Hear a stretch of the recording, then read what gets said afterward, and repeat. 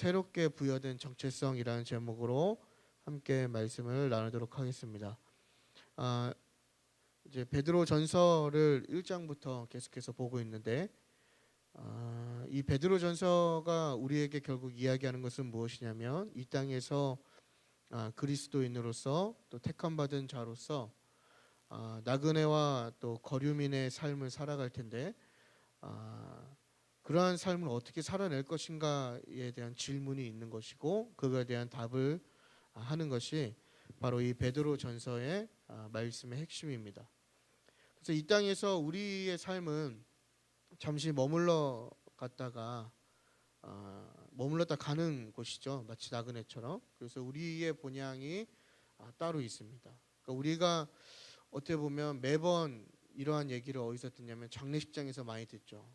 어떤 한 사람이 생을 마감할 때 우리는 나그네로서 이 땅에 잠시 살다가 이제 아버지의 품으로 혹은 본향으로 돌아간다 이런 표현 많이 쓰지만 사실 이것은 우리가 어떤 죽음의 앞에서만 기억할 문제가 아니라 날마다 살아가는 순간에 어떤 우리의 의식 속에 갖고 있어야 될 말씀이 바로 우리가 택함 받은 나그네이다. 흩어진 나그네로서의 삶을 살고 있다라는 것을 우리가 기억할 필요가 있다라는 것입니다. 그러니까 우리의 본향은 따로 있는 것이죠. 우리의 고향은 따로 있다라는 이야기입니다. 이 땅에서의 삶이 내 집이 아니라 내가 영원히 머물 곳이 아니라 내가 돌아갈 곳이 있는 것이고 지금 이 땅에서의 삶은 아주 잠시 지나가는 잠시 머무르는 곳에서의 삶이다라는 것을 우리가 인식할 필요가 있는 것이죠. 그래서 이 베드로 사도가 이 편지를 통해서 흩어져 있는 교회들에게 뭘 얘기하냐면 너희가 잠시 나그네로 사는 이 땅 가운데 어떻게 살 것이냐라는 것을 지금 이야기하는 것입니다. 그렇다면 거룩한 나그네가 또 흩어진 나그네가 어떠한 삶을 살아야 하는가? 1장의 내용이죠. 첫 번째는 산소망으로 고난 가운데 있을지라도 기뻐하는 삶을 살아야 된다라는 것입니다. 왜냐하면 지금 겪는 고난이 영원한 고난이 아니라 잠시 스쳐가는 고난이기 때문이다라고 이야기하면서 너희에게는 산소망이신 예수 그리스도가 있기 때문에 너희가 겪는 어려움 가운데 기뻐해야 된다. 이것을 이야기하는 것이죠.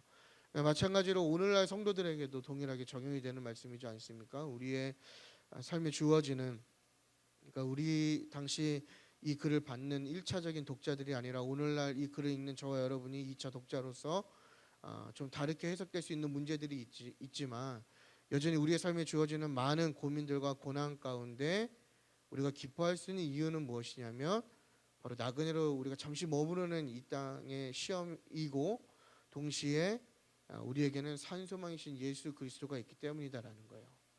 그러니까 많은 어려운 시대를 지금 살아가죠. 그렇지 않습니까? 정말 주위를 둘러보고 우리의 삶을 둘러보고 어떤 뉴스나 매스컴을 통할 때 또 우리가 피부로 느껴지는 어떤 삶의 환경을 보면 많은 어려움들이 있고 그런 것들을 보면 우리가 감사할 수 없는 삶을 살 수밖에 없지만 그럼에도 불구하고 우리가 감사하고 기뻐하는 삶을 살 수 있는 이유는 무엇이냐면 바로 산소망 되신 예수 그리스도가 있기 때문이다. 이것을 지금 이야기하는 거예요. 그러면서 두 번째는 뭘 얘기하냐면 거룩한 삶을 살라라고 얘기하는 거예요. 너희가 나그네로서 이 땅 가운데 거룩한 삶을 살아야 된다. 그런데 이 거룩함이라는 것이 우리가 생각하는 것처럼 어떤 종교 행위만을 통해서 거룩함을 이야기하는 것이 아니라 바로 그 거룩함이 무엇으로 나타나냐면 바로 형제를 사랑하는 것, 그 형제 자매를 사랑하는 것. 단순히 말로만 사랑합니다라고 이야기하는 것이 아니라 실질적으로 사랑하는 것을 이야기하면서 그것을 너희가 실천할 때 진정한 거룩한 삶을 사는 것이다라고 좀 거룩의 범위를 넓게 확장하고 있는 베드로를 발견하게 됩니다.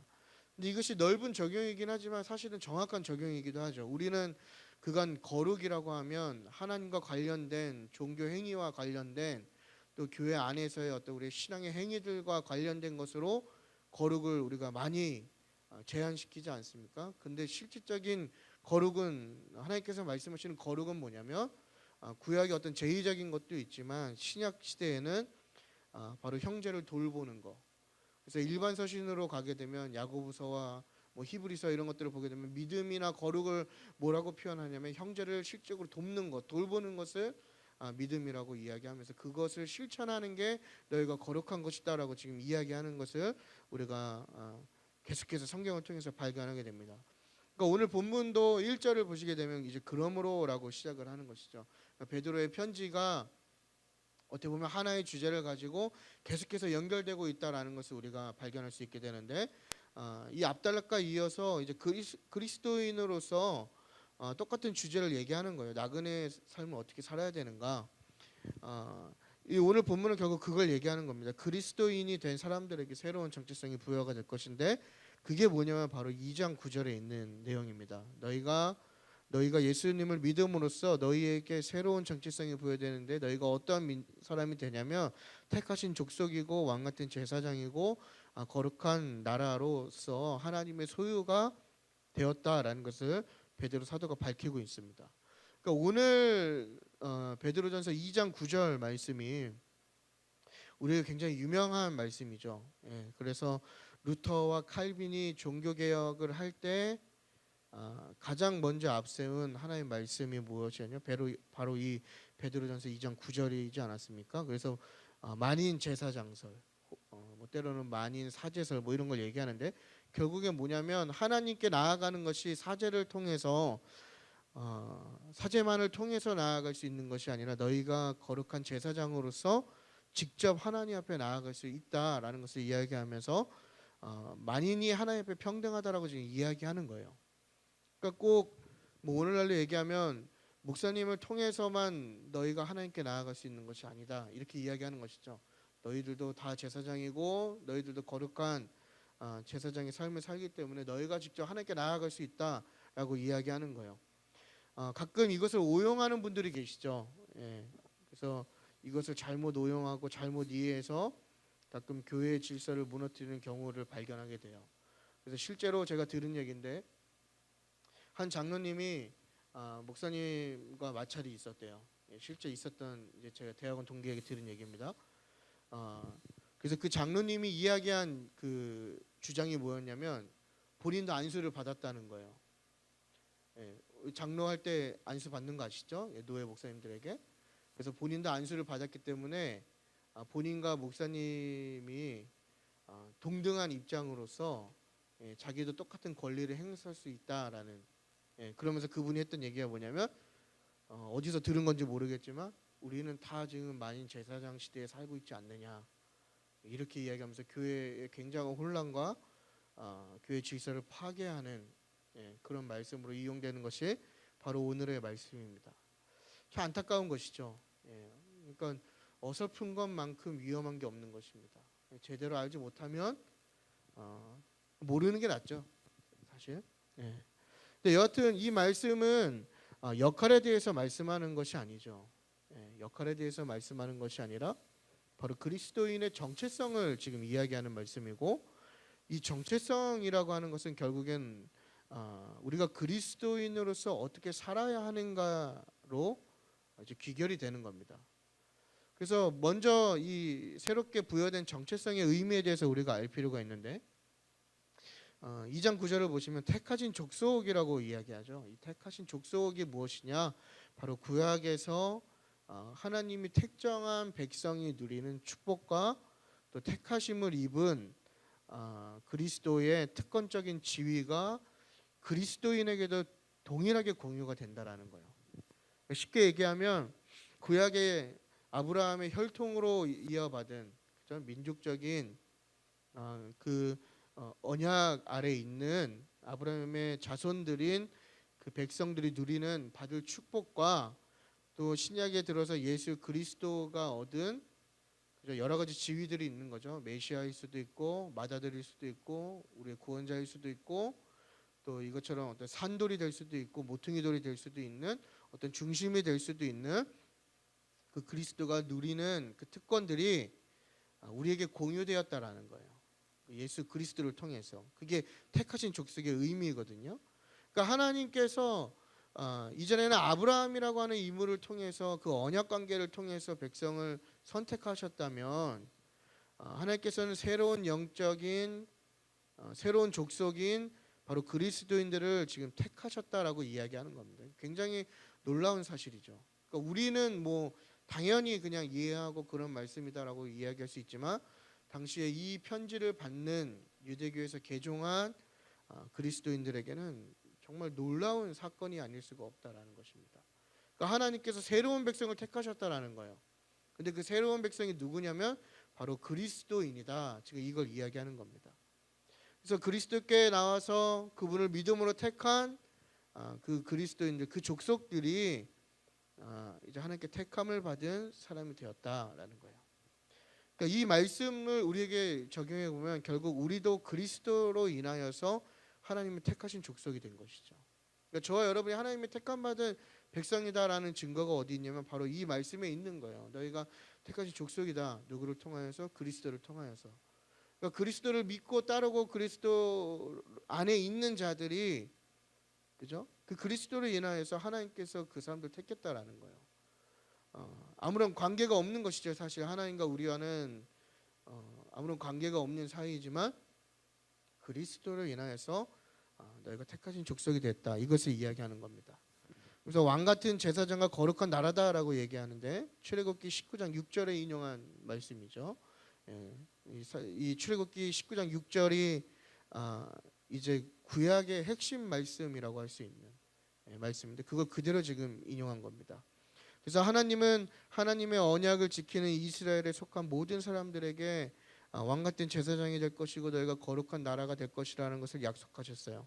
근데 그것을 이제는 이스라엘을 넘어서서 그리스도인들이 새로운 족속이 되었고 새로운 영적인 제사장들이 되었기 때문에 이제 더 이상은 어떤 민족성을 가지고 이야기하는 것이 아니라 어떤 인종적인 것, 정치적인 것, 지리학적인 경계를 넘어서서 바로 하늘의 왕인 또 만왕의 왕이신 또 만유의 주가 되시는 예수 그리스도께 충성하는 모든 사람들에게 이 지위가 허락되었다라는 것을 지금 이야기하고 있는 겁니다.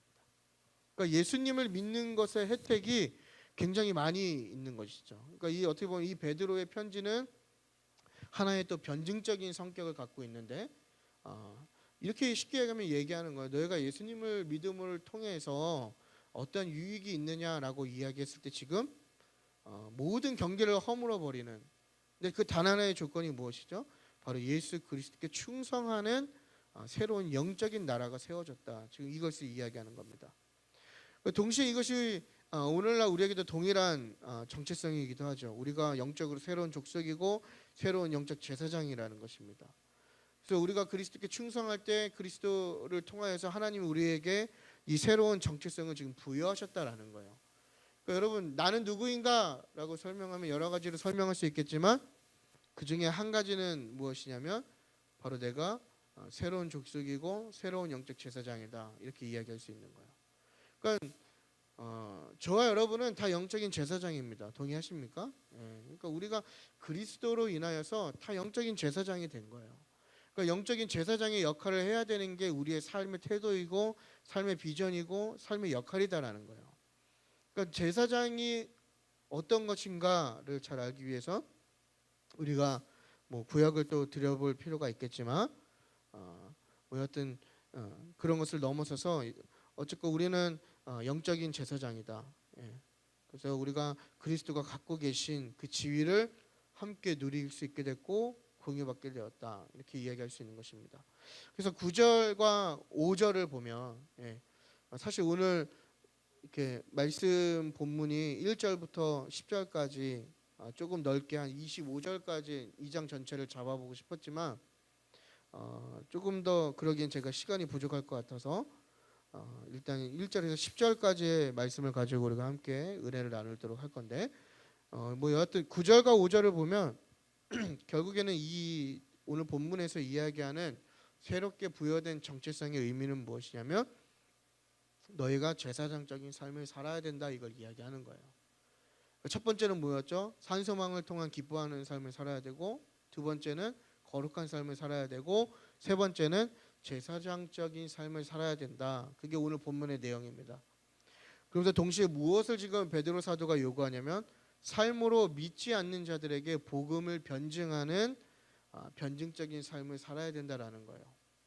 그러니까 우리의 삶을 통해서 믿지 않는 자들에게 복음이 무엇인가를 보여줄 수 있어야 되고, 동시에 믿지 않는 자들이 우리에 대해서 복음이 무엇인가를 물어봤을 때 바로 우리의 삶의 태도로서 그것을 복음이 무엇인가를 증명해낼 수 있는 것이 바로 제사장적인 삶이다라는 것을 지금 이야기하는 것입니다. 그렇다면 오늘 본문을 통해서 제사장적인 삶이 무엇인가를 세 가지로 알아보기 원하는데, 첫 번째는 악행을 버리고 순전하고 신령한 젖을 사모하는 삶을 사는 것이 바로 제사장적인 삶이다라는 거예요.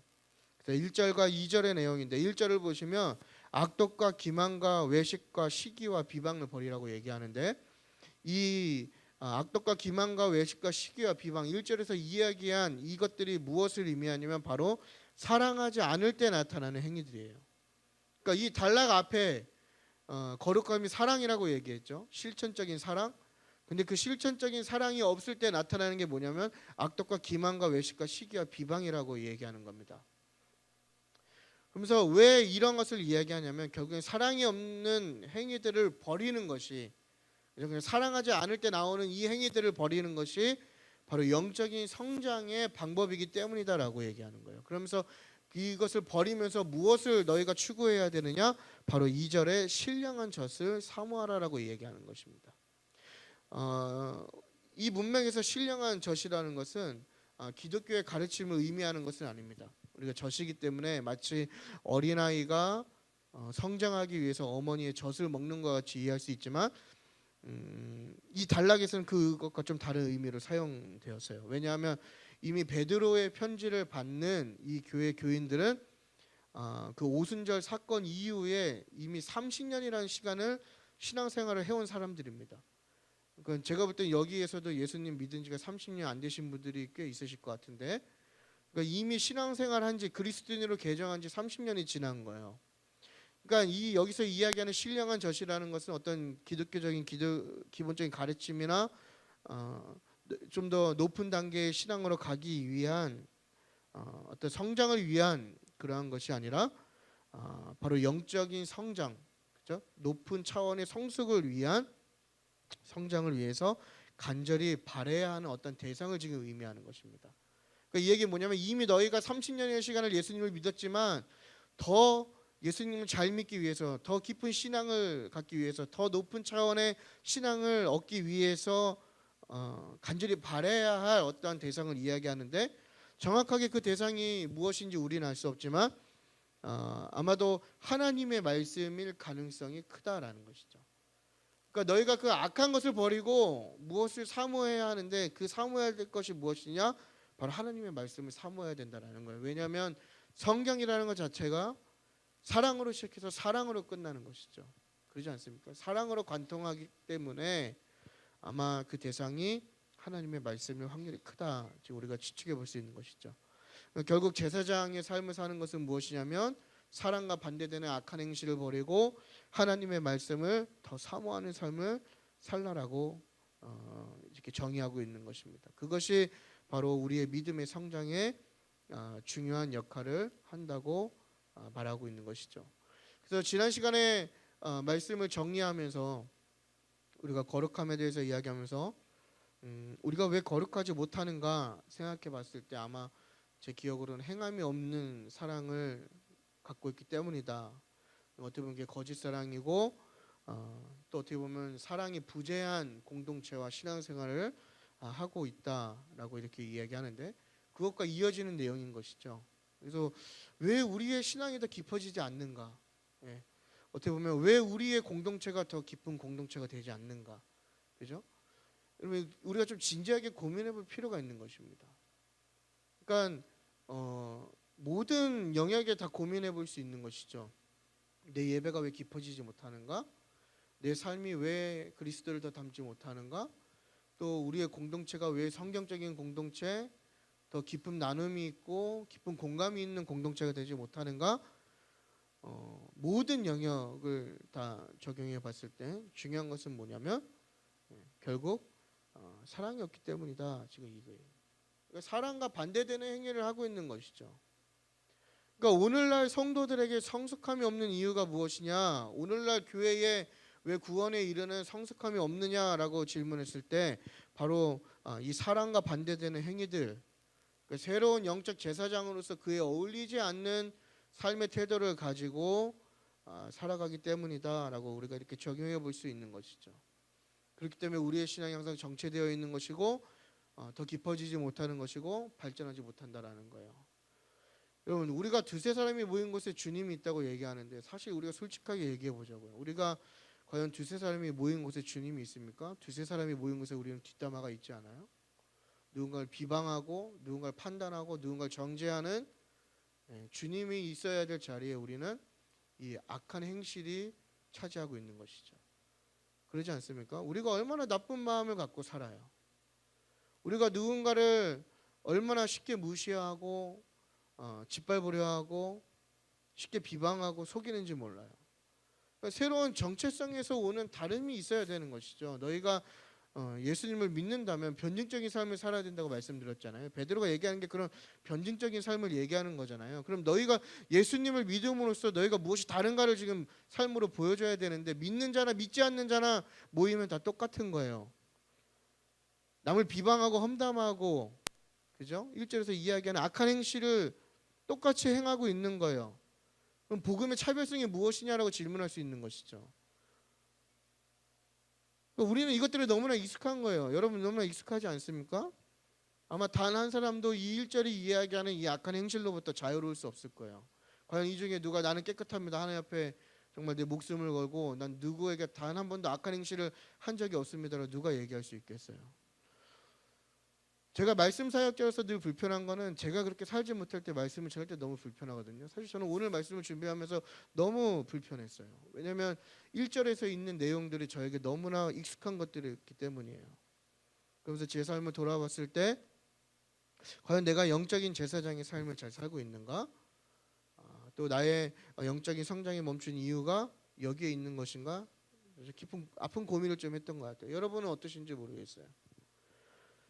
그래서 우리가 이 악한 말을 버리고 순전하고 신령한 하나님의 말씀을 더욱더 사모하는 신앙인이 되어야 됩니다. 그게 바로 말씀대로 사는 거예요. 그래서 우리가 하나님을 더욱더 구하고 하나님을 더욱더 알아가기 원하는 우리의 믿음이 되기를 바랍니다. 두 번째는 그리스도께 나아가는 살아있는 성전의 삶이 되어야 된다는 것입니다. 이게 4절에서 8절까지의 말씀인데 4절을 보면 사람에게는 버림을 받았지만 하나님께는 택함을 받은 산돌이신 예수께 나아가라고 베드로 사도가 권면하고 있어요. 근데 중요한 것은 그리스도는 버림을 받았죠. 분명히 버림을 받았어요. 근데 그 버림을 받았지만 머릿돌이 되었다라는 거예요. 그럼 이 머릿돌이 뭐냐면요, 어떤 건물을 건축할 때 그 기준이 되는 돌이 바로 머릿돌이거든요. 이 머릿돌로 방향을 정하고 그 머릿돌을 기준으로 건물을 세워나가는 것이 바로 이 머릿돌의 역할입니다. 그러니까 버림을 받았는데 머릿돌이 된 거예요. 새 성전의 머릿돌이 된 겁니다. 그러니까 그 사람들로부터, 성전을 지키는 사람들로부터 버림을 받은 예수 그리스도가 새로운 시대의 새로운 성전의 머릿돌이 되었다라는 거예요. 그리고 그것이 산돌이다, 살아있는 돌이다라고 얘기하는 거예요. 구약이 갖고 있는 성전의 개념은 죽은 돌이죠. 죽은 돌로 만들어진 구약 시대의 성전보다 더 우월하신 어떤 정형화되고 죽은 생명이 없는 그런 돌이 아니라 더 우월하신 그리스도의 의미를 지금 전달하고 있는 것입니다. 그러니까 이렇게 적용해 보면 결론은 우리가 교회론적인 관점으로 봤을 때 사실 이 건물은 중요하지 않은 거예요. 그러지 않습니까? 이게 다 죽은 돌이에요. 오한마루 한번 까보시면 없어지는 것들, 아무런 필요가 없는 것들입니다. 그러니까 우리는 교회를 생각하면 자꾸 이 죽은 성전을 생각하잖아요. 그리고 우리가 기도할 때 뭐라고, 저는 그 기도할 때 가장 좀 그냥 제가 개인적인 그 관점에서는 참 말이 안 되는 게 성전이라는 얘기, 그죠? 주님 전이라는 얘기. 주님 전이 어디 있습니까? 교회 건물이지. 그러지 않습니까? 신약 시대의 주님의 전은 여기 있는 것이죠. 저와 여러분에게 있는 거예요. 저와 여러분이 성전인 거예요. 다른 게 성전이 아니다라는 것입니다. 근데 우리는 자꾸 이 교회론이 뭘로 가기 시작하면 자꾸 퇴행하고 있는 것 같아요. 복음을 이해하지 못하고. 그래서 우리가 다 어떠한 잘못을 저지릅니까? 뭐 어마어마한 빚을 들여가지고 교회 건물 화려하게 짓고 좋은 시설 갖다 놓고 교회의 기능과 목적과 어떤 교회 정체성을 상실한 채 그냥 좋은 건물들만 지어놓고 십자가 하나 걸어놓으면 그게 교회라고 얘기하는 거예요. 아니죠. 그건 잘못된 거다라는 거예요. 왜냐, 예수님께서 이미 산돌로서 새로운 성전의 중심이 되셨기 때문이다라는 거예요. 그러니까 우리가 그것을 따라서 우리의 생각과 우리의 마음이 변해야 되는 것이죠. 물론 우리가 예배드리는 이 장소를 가꾸고 소중하게 생각하는 것은 중요한 것이지만 그것이 교회가 전부가 아니다라는 거예요. 그러므로 그리스도인들이 하나님께 나아가는 옛 방식을 추구해서는 안 된다라는 거예요. 왜냐하면 새로운 길이신 그리스도가 훨씬 더 좋은 것이기 때문이다라는 거예요. 근데 베드로가 한 가지 이야기하는 게 뭐냐면 그 길이 순탄하지 않다라는 거예요. 왜냐하면 예수님께서 버림을 받으셨기 때문이다라는 거예요.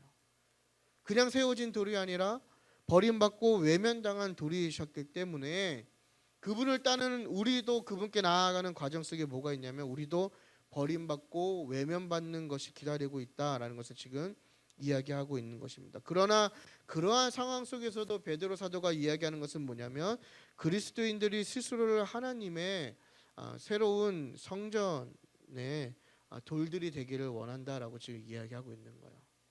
이 얘기는 뭡니까? 여러분, 우리의 삶에 많은 어려움이 있을지라도 우리가 예수님을 따를 때 예수님이 그렇게 고난받으셨던 것처럼 오늘날 우리도 예수님을 따름으로써 우리가 꼭 지금 뭐 채찍을 맞고 그죠? 뭐 사지가 찢겨나가고 이런 건 아니지만 각자 나름대로의 고통이 있을 거 아니에요. 예수님을 믿음으로써. 근데 그러한 고통 가운데서도 너희가 포기하지 말고 너희 스스로가 그 머릿돌로 나아가서 함께 살아있는 성전이 되어야 된다. 이걸 지금 이야기하는 거예요. 그러니까 이 땅에서 나그네로서의 제사장의 삶은 결국 그리스도께 나아가는 것입니다. 날마다 그리스도께 더 가까이 나아가는 거. 그러니까 그리스도와 더 가까워지기 위해 몸쓰는 거. 그러나 그 나아감이 결코 순탄치 않다라는 걸 성경이 이야기하는 거예요. 그러니까 성경만큼 진실된 책이 없는 것이죠. 영웅도 없고 거짓도 없고 힘들면 힘들다고 솔직하게 지금 이야기해 주는 거잖아요. 그러니까 우리는 우리 스스로가 우리를 속이고 있는 거예요. 주님, 왜 주님을 믿게 해서 나를 이렇게 힘들게 합니까? 아마 하나님이 그러실 것 같아요. 성경을 잘 읽어봐봐. 그죠? 이미 나를 따를 때 너희에게 주어진 것은 고난의 길이야. 왜냐? 내가 그렇게 갔기 때문에. 그러니까 우리는 우리 스스로 자꾸 속이는 거죠. 예수님 믿으면 복 받는다, 잘 된다, 형통함이 있다. 그러다 보니까 뭔가 좀 우리에게 고난이 닥치면 그 믿음 다 저버리고 버려버리고 예수님 등 돌려버리고 그렇게 사는 거 아닙니까? 근데 분명 오늘 베드로 사도도 이야기하는 것이 뭐냐면 예수님이 버림받은 돌로서 새로운 성전이 되셨기 때문에 그분을 따르는 너희들도 그 어려움을 거쳐야 된다. 분명하게 지금 이야기하는 거예요. 그래서 우리가 주변화를 겪기도 하죠. 예, 이렇게 직장생활하거나 또 믿지 않는 분들과 많이 소통하다 보면 그 뭔가 모르는 그 기류가 있는 것 같아요. 그죠? 막 혐오한 눈빛으로 쳐다보고 그 신앙을 무시하고 또 그로 인해서 우리가 많은 불이익을 받기도 하죠. 무시와 조롱을 당하기도 하고 또 많은 어려움을 겪게 되고 또 포기할 것들이 많을 수도 있고 결국엔 이거 다 고난이라고 얘기할 수 있는 거잖아요. 그런 어려움들을 통해서 그리스도께 나아가기를 포기하는 거예요. 그러니까 적절한 관계를 유지하는 거죠. 한마디로 양다리를 거치는 거예요. 뭐 주님도 좀 믿고 내 삶의 어떤 고난도 좀 겪지 않는 선에서 우리가 적절하게 믿어야 되겠다. 참 좋은 표현이죠. 적절하게 믿어야 되겠다. 하지만 베드로 사도가 이야기하는 것은 뭐냐면 그러한 적절함이 아니라 그러한 어려움 가운데에서도 너희가 스스로 성전이 되길 바란다. 이걸 얘기하는 거예요. 그렇다면 그리스도께 나아가서 그리스도와 함께 새로운 성전이 되는 것은 무엇을 의미하냐면 바로 우리 삶의 변화를 의미합니다. 그러니까 구약 성전의 아름다움은 보여지는 웅장한 건물과 찬란한 보석들이었다면 외형적인 것이었다면 이제 사람들로 이루어진 새로운 성전의 아름다움은 무엇이냐면 더 이상 어떤 비싼 것들과 휘황찬란한 보석들이 아니라 바로 그리스도인의 삶 가운데 나타나는 거룩함. 그러니까 그 다름이 바로 우리의 가치가 되어야 되는 것이고 그것이 새로운 성전의 정체성이 되어야 된다는 것이에요. 그러니까 우리의 삶이 이전과 같지 않을 때 우리가 성전다운 삶을 살고 있는 것이고, 우리가 이전과 같지 않은 삶을 살 때에 그것이 제사장의 삶을 살고 있는 거예요.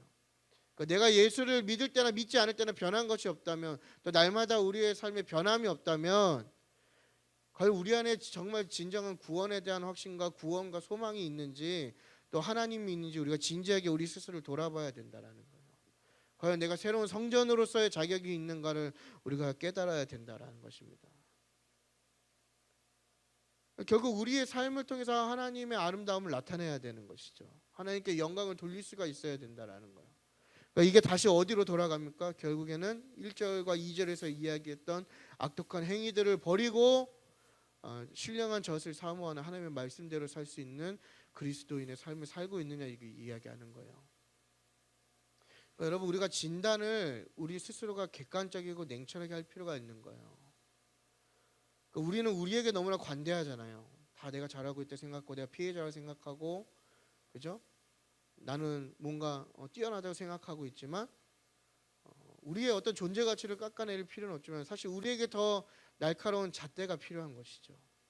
하지만 우리는 다 남들에게는 그렇게 엄한 잣대를 들이밀면서 우리에게는 한없이 관대하고 있잖아요. 그러니까 이 어떻게 보면 그리스도께 나아가는 것, 새로운 성전이 되는 것, 또 그 제사장의 역할을 감당하는 것도 우리에게 스스로 엄격하게 대해질 때 그것이 진정한 아름다움으로 가는 길이다라는 것입니다. 그러니까 결국 우리의 삶이 눈에 보여지는 멋있고 휘황찬란한 것, 결국 우리의 삶에 보여지는 멋있고 휘황찬란한 것이 무엇입니까? 이것도 결국에는 종교 행위로 이야기할 수 있는 거잖아요. 뭔가 교회에서 열심히 헌신하고 물질을 많이 드리고 어떤 직분에 앉아 있다고, 직분이 허락됐다고 해서 그것이 아름다운 성도의 모습이 아니다라는 거예요. 결국엔 무엇이냐? 삶으로 그것을 이야기하는 거예요. 그러니까 우리에게 보여지는 것들은 아무런 가치가 없다라는 것입니다. 여러분, 예배 행위를 아무리 열심히 해도 그 안에 하나님이 없으면 어떻게 할 거예요? 우리가 하나님을 찬양한다고 이야기하고 하나님께 손들고 찬양하고 하나님의 말씀을 듣는다 얘기하지만, 그 말씀을 듣고 아무런 변화가 없으면 과연 그 안에 하나님이 있냐라는 질문이에요. 우리가 진지하게 지금 생각해 볼 시대에 살고 있는 것입니다. 눈에 보여지는 건 아무런 것이 아니에요. 우리의 직분이 우리의 구원이 되지 않는 거예요. 우리의 직분이 우리의 신앙을 대변해 주지 않는 거예요. 여러분, 그러면 왜 많은 목사들이 타락하고, 왜 저 같은 사역자들이 타락하고 무너지고 정말 형편없는 삶을 살겠습니까? 아무런 보장이 되지 않는 거예요. 그렇다면 우리가 성전으로서, 새로운 성전, 영적 성전으로서 결국 우리에게 보여지는 것은 보여지는 아름다움이 아니라 바로 우리의 중심, 우리의 삶이 하나님 보시기에 합당하고 영광을 돌릴 수 있을 때 그것이 바로 그리스도께 나아가는 것이고 제사장의 삶이고, 그리스도와 함께 정말 보이지 않지만 새로운 성전을 세워나간다라는 것을 우리가 깨달아야 됩니다. 결국엔 새 성전의 핵심은 뭐냐면 삶입니다. 삶. 교회 밖에서 잘 아셔야 되죠. 이 거꾸로 가는 것 같아요. 교회 안에서는 굉장한 가면을 쓰고, 그러죠? 공동체에도 좀 문제가 있는 것이죠. 어떻게 보면 그걸 수용하지 않는 거잖아요. 우리가 먼저 그 프레임을 씌우고 정죄하고 수용하지 못하는 공동체가 되니까 어떤 허영과 거짓과 페르소나라고 하는 그 가면을 쓰고 그러지 않습니까? 교회에서는 굉장히 신실한 목회자로, 사역자로, 혹은 뭐 직분자로, 믿음이 좋은 사람으로, 좋은 청년으로, 학생으로 보이지만 삶을 나가면 온갖 더럽고 악하고 음행하고 그런 것들이 막 드러나고 있는 시대에 살고 있는 거잖아요. 그러니까 우리가 진지하게 고민할 필요가 있는 거죠. 과연 내가 그리스도께 나아가고 있는가, 그리스도께 나아가고 있는가. 마지막으로 하나님의 덕을 선포하는 삶을 살아야 된다는 것입니다. 이게 9절이죠. 그래서 9절 마지막에 보면 아름다운 덕을 선포하게 하려 하심이라. 사실 이게 하나님이 우리를 부르신 가장 큰 목적이기도 하지만 그 제사장의 삶의 가장 핵심이죠. 그러니까 하나님의 소유가 된 백성은 하나님의 모든 덕을 선포해야 되는데, 이 덕이란 게 무엇이냐면 하나님이 누구신가, 하나님이 무슨 일을 행하셨는가, 이것을 선포해야 된다는 것입니다. 그러니까 하나님이 우리를 소유하신 목적은 우리가 기뻐하기 위함이 아니다라는 것이죠. 그러니까 그런 분들 계시잖아요. 내가 내 신앙생활하면서 굉장히 만족해하시고 기뻐하시는 분들. 그러려고 하나님이 우리를 부르셨다는 게 아니에요. 그러니까 어떻게 보면 우리가 쓰는 일상생활 속의 언어 속에서도 우리는 굉장히 실수를 범하고 있는 것이죠. 특히 예배팀 하시는 분들 뭐 얘기합니까? 오늘 너무 좋았어. 예. 흔히 이런 얘기 하지 않습니까? 또 우리도 마찬가지로 쓰는 얘기 있잖아요. 예배 다 끝나고 나면 뭐라고 얘기합니까? 오늘 예배 너무 좋았어. 내 기준으로 다 해석하고 내 기준으로 판단하는 거예요. 근데 우리가 해야 될 건 무엇이냐면 내 기쁨과 내 만족이 아니라 무엇을 추구해야 됩니까? 바로 선포하는 것이죠. 하나님이 누구신가? 하나님이 무슨 일을 행하셨는가를 선포하는 거예요. 왜냐하면 하나님만이 모든 영광을 받기 합당하신 분이기 때문입니다. 그렇기 때문에 우리가 제사장의 삶을 살 때에 우리를 통하여서 하나님이 누구이며 하나님이 어떤 일을 하셨는지 선포되어야 되는 거예요. 우리 삶을 보면 그게 드러나야 되는 거예요.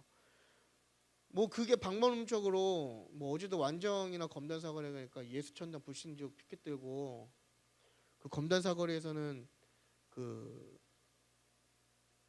요한복음 3장 16절을 이렇게 노란 조끼 입고 외치시는 분도 계시고, 뭐 그것 뭐 틀렸다고 이야기하고 싶진 않아요.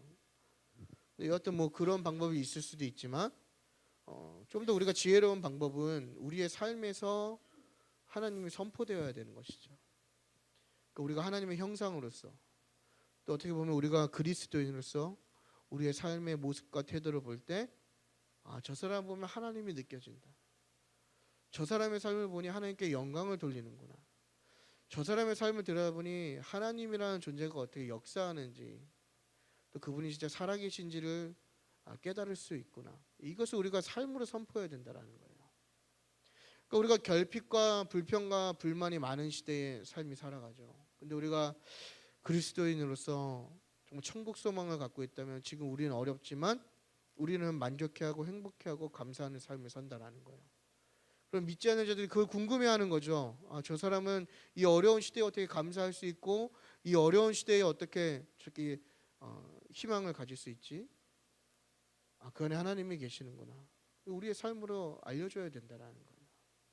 그러기 위해서는 우리가 세상으로 보냄받았음을 기억해야 합니다. 우리 너무나 배타적이죠. 그러니까 극심한 너무 종교적 배타주의에 빠져 있어요. 그래서 나는 옳고 너는 그르다. 그죠? 하나님께서 우리가 구별되어야 된다고 말씀하셨지 이런 배타적인 관점을 가지라고 말씀하지 않으셨거든요. 그러니까 너무나 단절되려고 해요. 스스로. 세상이란 것은 악한 것이고 그러지 않습니까? 사실 세상이란 말조차도 웃긴 겁니다. 우리가 사는 게 뭐 그게 삶의 터전이지 뭐 세상은 악한 것이고 교회는 거룩한 것이라는 굉장히 이원론적 이분법적인 접근 사고와 무조건 세상은 악한 것이고 교회는 거룩하다라고 하는 왜곡된 생각을 갖고 있는 것이죠. 여러분 오히려 교회가 더 악한 것 아닙니까? 다 제가 말씀드렸죠. 영적 교도소 다 감옥입니다 여기. 그러지 않습니까? 다 죄인들 모여놓은 데잖아요. 속된 말로 얘기하면 뭐예요? 깜빵, 영적 깜빵. 그렇지 않습니까? 더 악한 분들이에요. 교회에 계신 분들이 저를 포함해서 겉으로는 착한 척하지만 그 이면엔 얼마나 악한 것들이 자리 잡고 있어요. 세상 사람들은 드러내기라도 하죠. 근데 우리는 자꾸 그걸 나눠가지고 세상으로 나아가지 않으려고 하는 거예요. 세상 사람들 만나려고 하지 않는 거예요. 어떤 좀 이렇게 너무 보수적인 교회에서는 믿지 않는 사람은 만나지도 말라고 이렇게 교육을 한다 그러더라고요. 제정신이 아닌 거죠.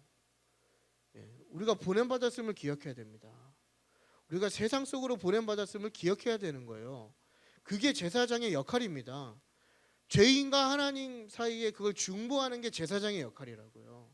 그 예수님이 영원한 대제사장이 되셨고 우리가 그 길을 따르는 우리가 세상과 하나님을 연결하는 제사장이 되었다라는 것입니다. 그러기 위해서 결국엔 우리가 세상을 구분하고 외면하는 것이 아니라 우리가 세상에 있음을 기억해야 된다라는 거예요. 그러니까 여러분 세상 사람들 많이 만나십시오. 예배에 방해되지 않는 선에서. 그리고 그 사람들에게 여러분들의 변화된 삶으로 복음을 전해야 되는 게 올바르다라는 거예요. 교회도 마찬가지지 않습니까? 교회 너무나 배타적인 거예요. 보이지 않는 담이 너무나 많이 둘러싸여 있어요. 그래서 저는 가끔 우리 교회 카페라고 들어오시는 분들 너무 환영해요. 그리고 가끔 우리 교회 남자 화장실 막 쓰시는 분들 너무 환영해요. 뭐 그럴 수 있는 거죠. 교회가 그래야 되지 않겠습니까? 그리고 사회 공헌 기업은 아니더라도 교회라는 곳이 열려 있어야 될 거 아니에요. 근데 우리는 다 보이지 않는 담으로 다 둘러싸여 있고 문 꽁꽁 걸어 잠그고 우리만의 기쁨과 우리만의 즐거움을 추구하는 거예요. 아니죠. 세상 속에 있다는 걸 기억해야 됩니다. 그게 교회의 역할일 수 있는 거예요. 그리고 그렇게 살 때에 우리가 하나님을 전할 수 있는 기회가 있다라는 것을 우리가 기억해야 할 필요가 있는 것이죠. 그래서 여러분 꼭 이런 배타적인 우리의 삶의 태도가 아니라 하나님을 모르는 자들과 많이 만나서 그 속에서 하나님의 덕을 선포하는 저와 여러분이 되기를 바랍니다. 정리하겠습니다. 오늘 제사장으로서의 삶을 이제 세 가지를 정리했는데 결국엔 이 세 가지가 무엇을 의미하냐면 변증적인 삶을 이야기하는 거예요. 복음이 무엇인가를 우리가 대변해야 되는 것이고 또 복음이 무엇인가를 알려줘야 되는 삶을 사는 것이죠. 그러니까 악행을 버리는 거, 또 새로운 성전이 되는 거, 또 하나님의 덕을 선포하는 것의 모든 핵심은 다 삶의 변화입니다. 삶에서 나타나는 것들이에요. 그러니까 악이 만연한 세상에서 악을 버리고 악을 따르지 않는 다른 삶을 사는 거. 여러분 그런 생각 해보셨습니까? 가끔 그런 생각도 해봐요. 과연 저 하나님이 살아계시다면 하나님 왜 저 악인들을 허용하실까라는 질문을 할 때가 있어요. 너무나 악한 세상을 볼 때, 그죠? 그리고 그 악인들의 어떤 번영과 악인들의 순탄함을 보면서 과연 하나님이 살아계실까를 고민할 때도 있지만 중요한 것은 뭐냐면 우리가 그것을 따르는 삶이 아니라 우리는 하나님의 말씀대로 사는 사람들이라는 거예요. 왜냐하면 8절이죠. 하나님의 말씀을 따르지 않는 자들은 반드시 걸려 넘어지기 때문이에요. 반대로 하나님의 말씀을 따르는 우리는 우리의 고향, 영원한 하나님의 나라로 간다라는 그 소망이 있기 때문에 우리가 다른 삶을 살 수 있는 것이죠. 또한 보여지고 화려한 가치를 추구하고 중심이 되길 원하는 세상에서 우리가 때로는 외면받고 초라하게 느껴질 수 있는 우리의 삶을 겸허하게 받아들이면서 세상의 가치로 우리를 감싸 안는 것이 아니라 내면의 가치와 아름다움을 추구하는 것, 우리의 중심에 정말 복음을 갖고 사는 것, 또 마지막으로 세상과 다른 가치를 선포하고 그것을 하나님의 영광으로 돌리며 사는 것이 결국 이 나그네의 삶 가운데 제사장으로서의 역할이 아닌가, 이렇게 우리가 생각을 해보게 되는 것 같습니다. 그래서 여러분 우리가 살아갈 때에 우리의 그 정체성에 어울리는 삶을 사시길 바랍니다. 그래서 내가 그리스도인으로서 어떻게 살아야 되는가, 또 잠시 나그네와 같은 이 땅에서의 삶을 어떻게 살아야 하나님이 기뻐하시는가를 돌아봤을 때 뭐 여러 가지 적용점이 있을 수 있겠지만 오늘 본문에서 이야기한 대로 제사장으로서의 그 역할을 또 삶을 잘 살아내는 변증적인 삶을 잘 이루어내시는 축복받은 저와 여러분의 삶이 되기를 기도하겠습니다.